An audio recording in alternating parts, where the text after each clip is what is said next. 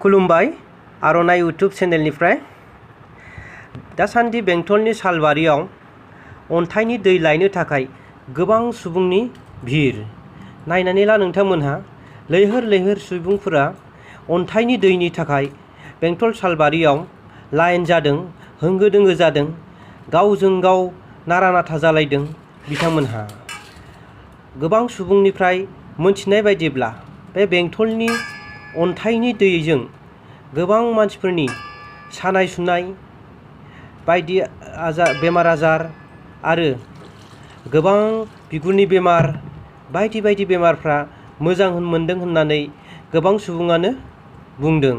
दा बेखौ प्रमान मोननानै दा गोबां सुबुंफ्रा लैहोर लैहोर जोमै जोमै बेंटल सालबारियाव अन्थाइनि दै लायनो थांदों।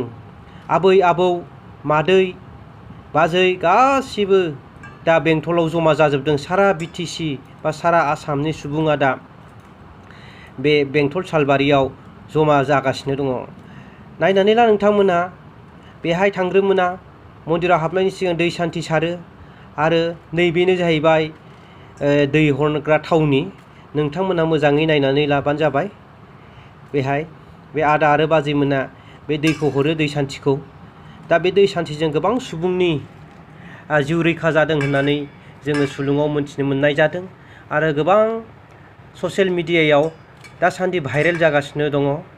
नायनानै ला नोंथांमोनहा खर'ल' खर' नायदो ना खर' बायदि जोमै बायदि जादों मानसिफोरनि खर'आ। नायनानै ला नोंथांमोनहा नायदो होंगो दोंगो बे ओनसोलाव दा सुबुंनि बाना गांनाय गैया उखैनाय गैया बिथांमोना हरथ्रोब सानथ्रोब थानानै अन्थाइनि दैनि थाखाय खस्थ' खालामदों जाहाथे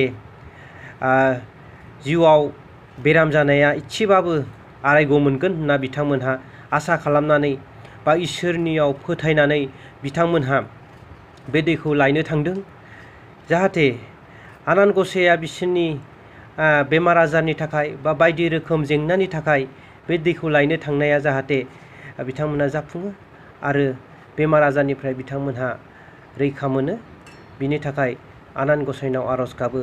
नायदो नोंथांमोनहा बे दैखौ लायनो थांनायाव गोबां होंगो दोंगो जानायाव बेहाय मानसिफ्रा नाथ्रोद नुथ्रोद जानानै न'खौ मैयाहाय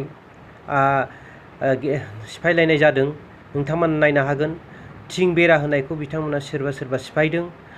अधैर्य जादों खायफा खायफा गरमाव बे एफाग्राब गरमाव नेनांनायनि थाखाय गोबां सुबुङानो अधैर्य जादों। गोजोन्थों एसेनोसै नोंथांमोना आंनि चेनेलखौ नायनायनि थाखाय।